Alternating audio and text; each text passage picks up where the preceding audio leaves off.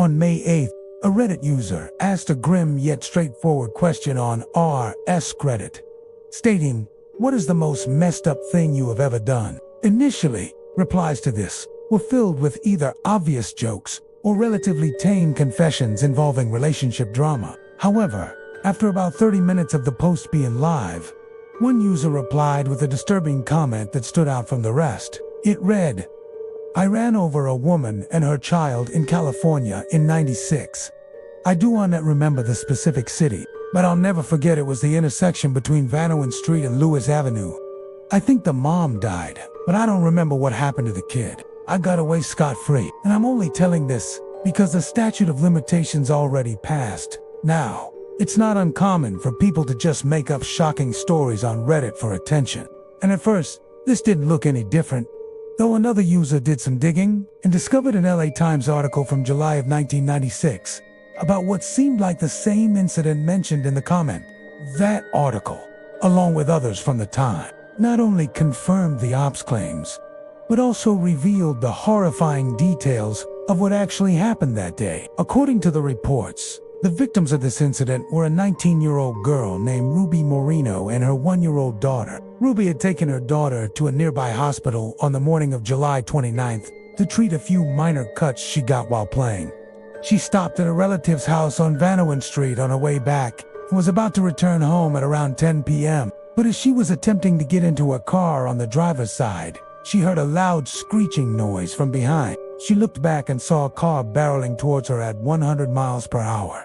According to other witnesses, this car had swerved to avoid hitting a van just seconds earlier, causing it to lose control. Seeing this, Ruby panicked and started running from the speeding car, with her daughter still in her arms. Unfortunately, luck wasn't on her side that day. Before she could reach the sidewalk, she tripped into the street and was struck by the car moments later. The impact sent her flying over a parked car and onto the roof of another. The baby was also tossed several feet into the air before falling on the asphalt. Miraculously, the baby didn't receive any lethal injuries and was able to survive without any lasting damage to her body.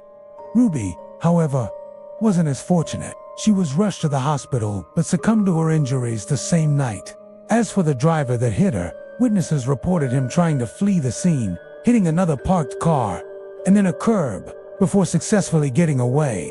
And from everything I could find, the perpetrator was never identified or arrested. So, if this Reddit user was telling the truth, there is a real chance he was the driver behind the brutal hit and run nearly 3 decades ago. The report from 1996 also mentioned that the driver was likely intoxicated due to the way he behaved after hitting Ruby. And when asked, the user admitted that this was the case. Were you drunk at the time, as the article says? Or were they wrong about that? Inebriated? Sure, more high than drunk. I was on a lot of junk back there. But the most disturbing part of his confession was just how cold and remorseless he seemed about the entire incident. Why? No sympathy. Was this on purpose? No, but it's been so long. It's like a whisper of a memory. Do you think about how that child has to live without a mother now? Genuinely asking. You seem stone cold. It's been 30 years. That child probably has children of its own. I seem stone cold because I've already been through all the stages of emotions. I've justified myself. I rotted with guilt. I've had sleepless nights. I'm an old man now, and I'm waiting to die any moment.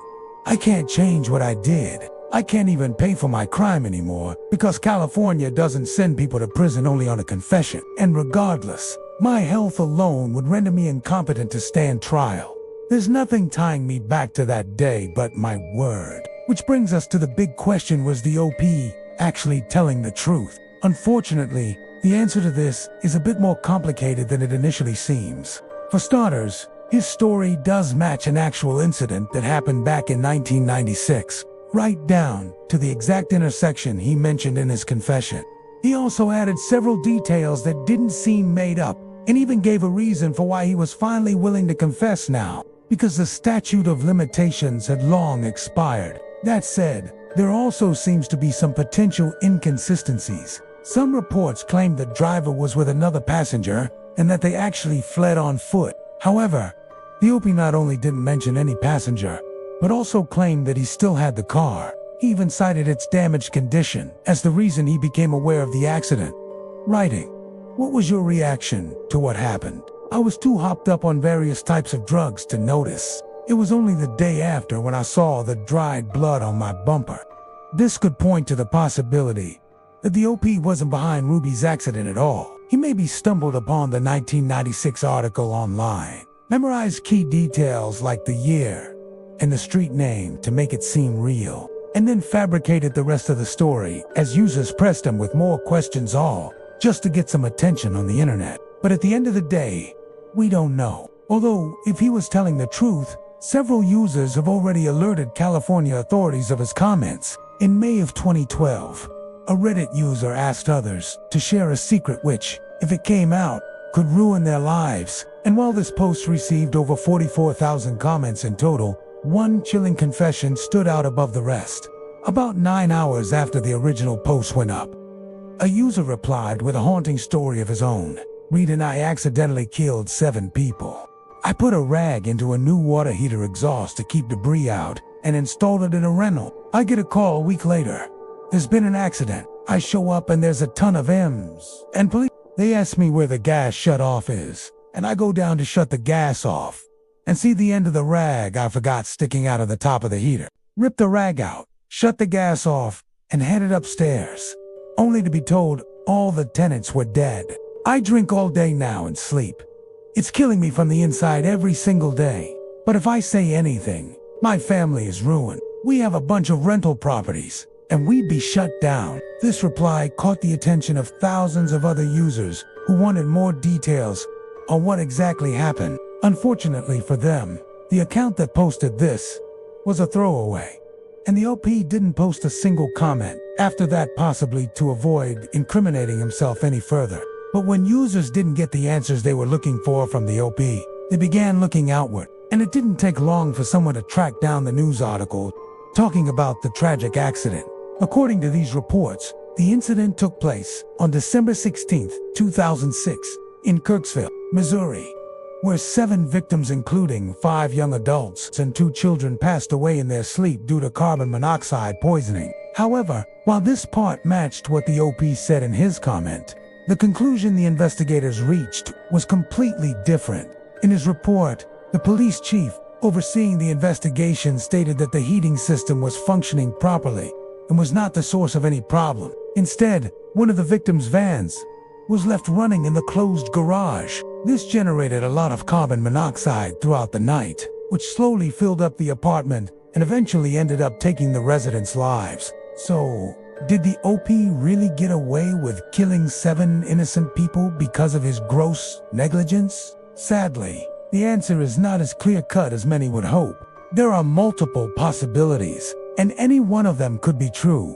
For instance, if we assume that OP was telling the truth from his perspective, it's completely possible that the accident did have nothing to do with the heating system. But since the OP saw the rag stuck in the heater, he assumed it was his fault and has been blaming himself ever since. On the other hand, there's also a chance that everything unfolded exactly as the investigation concluded. OP just took this real accident and made up the story about him forgetting the rag for attention on Reddit. This would also explain why the police would let him casually walk into a potential crime scene without any supervision. We can even take this a step further and assume that the OP wasn't even the landlord and just read about the incident online. That all said, it is still completely possible this story is legitimate, that the rag was the cause of the deaths, or perhaps a combination of the van and the rag. The OP hasn't posted any new updates on his throwaway account in the last 13 years. So, whatever the truth is, we may never know for sure. On May 2nd, 2017, users on the Canada News subreddit came across a lengthy post titled, "Wanted for Kitchener Murder, My Side." This was a reference to a horrific murder that took place in Kitchener, Canada, just a few days earlier. And to everyone's shock, this post was written by the suspect. He was still on the run but wanted to tell the internet what exactly happened on the night of the incident. However, what seemed like a desperate attempt to share his side of the story would later turn out to be part of his plan to evade the consequences for his actions. The events that led up to this started 15 months earlier, In February of 2016, when 21-year-old Egar Hussain met 21-year-old Melinda Vasilia, the two quickly became infatuated with one another and began dating just weeks after their first encounter. However, while things went quite well for the first year or so, they eventually started bickering and fighting. This resulted in the two breaking up in April 2017 via text. And that's when things took a turn for the worst. Not long after their breakup, Aja attempted to break into Melinda's home through her patio, but was spotted by her friend Anna and her boyfriend. They called the police on him, forcing him to leave Melinda alone. However, he kept texting her even after this incident, asking to meet her at least one last time. She eventually agreed and invited him to her home, hoping to talk things through and end the relationship on respectful terms. They decided to meet on the night of April 27th. But when the time came, Aja didn't show up. Melinda had asked her friend and sister to stay with her while Aja was visiting. However, since Aja was a no-show, she gave them the go-ahead to carry on with their night, and the two left. They returned shortly after midnight and, to their surprise, discovered that Aja had shown up while they were gone and was now in Melinda's room with her. The girls confirmed Melinda's safety before heading off again to get food. This trip took barely 30 minutes, but by the time they came back, things had spiraled into a complete nightmare. The apartment was in complete disarray, and there was no sign of Aja anywhere. As they stepped further in, they found Melinda lying face down on the kitchen floor, in a pool of blood, her body covered in dozens of wounds. They rushed in to check on her, but tragically, it was already too late. Melinda had no pulse. After composing themselves, they contacted the police and told them everything they knew, sparking a nationwide manhunt for Aja. Despite days of searching, investigators were unable to find anything about his whereabouts until a post from Aja himself popped up on Reddit explaining everything from his perspective. He opened his monologue by going over the history of his and Melinda's relationship, how they were perfect together, and that he was even planning on proposing before things fell apart. He then described what allegedly happened that night. After Melinda's friend and sister checked up on us, we continued to talk and finally decided it was worth it to try one more time. Anna and her other friend left the house to grab food. We both let everything out and our relationship was back on track. As I'm getting ready to leave, she asked me if I had done anything with any other girls while we were on a break. I told her we needed to be honest and said yes. She started freaking out. Wouldn't say a word, just kept slapping me with tears in her eyes. Slaps turned into hits. I told her I was sorry, but if she didn't stop, I'd do something back. She didn't stop. I then stupidly pushed her harder than I expected. She fell against the sink. I told her I was sorry. She said, "Leave. Leave, now." I began saying sorry even more and asked if I could get a hug. She was still crying. I go up to her to try and give her a hug. Almost out of nowhere, she grabs a knife by the sink. Initially, I thought she was just going to hold it to try and tell me to leave. She doesn't. She comes at me full force, aiming towards my face. I tell her to stop. She doesn't. I tried grabbing the knife, but ended up cutting my hands. After a few cuts, I lost it. I freaked out. I was scared and in a state of shock. Never in 100 years did I think she would use a knife against me. Out of shock and fear, I grabbed one. I hit her with it almost blindly a few times. I didn't know what happened. I was confused, shocked, and scared. I had no intentions of that happening. From there, he claimed he left the apartment thinking she had just passed out. But when he saw the blood, he panicked and ran. He also claimed he didn't know for sure that she had died until the next day. On its own, this sounds like the words of a man desperately trying to clear his name after an accident. But in reality, nearly everything in that post was carefully crafted to make himself seem innocent. For instance, Aja claimed Melinda often slapped and hit him to set up justification for his later violence. Yet those who knew Melinda said she was extremely sweet and not violent at all. He also downplayed the break-in attempt, omitted the restraining order she filed against him, and claimed he only swung a knife a few times, despite the autopsy showing 47 wounds. Investigators eventually discovered Aja had crossed the U.S. border just hours after the murder. After a few weeks, they arrested and charged him with Melinda's murder. Further investigation revealed even more disturbing behavior, like him texting Melinda hours after her death. "Nice seeing you tonight. Glad we worked things out.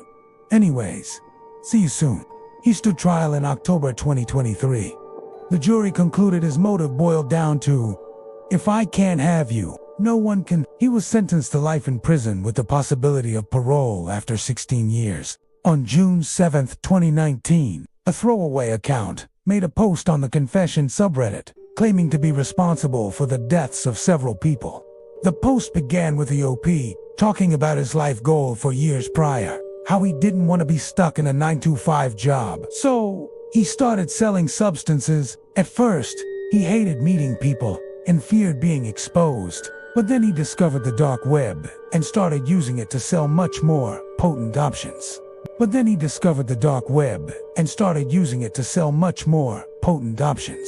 Business was booming until disaster struck. I've put all my addresses into an Excel spreadsheet, along with their name, zip code, order, along with the amount. At the time, I was selling some super white powder. There was also a white powder, very similar consistency. Long story short, my Excel messed up, or I messed up, and about 7 people's mailing orders were filled in as orders. They all went out. I didn't notice and kept doing my thing for a few days. After about 5 days, someone contacted me and told me their friend died from my substance. I immediately called BS and went to check my order log and scale up how much I had of my product and what was left. Well, I had about 11G, more than I should have. I still don't know how it could have happened. I wasn't a user, but I definitely was high. He later searched the names of his customers online and found that at least 5 of them had died. I immediately deactivated my vendor account. I didn't even need confirmation. I knew what happened. I knew I just killed several people. I sold the rest of my drugs, converted my Bitcoin to cash, and moved away. Didn't speak to anyone for weeks. Found a job in a restaurant, living in a city I always wanted to. I haven't touched drugs since that day.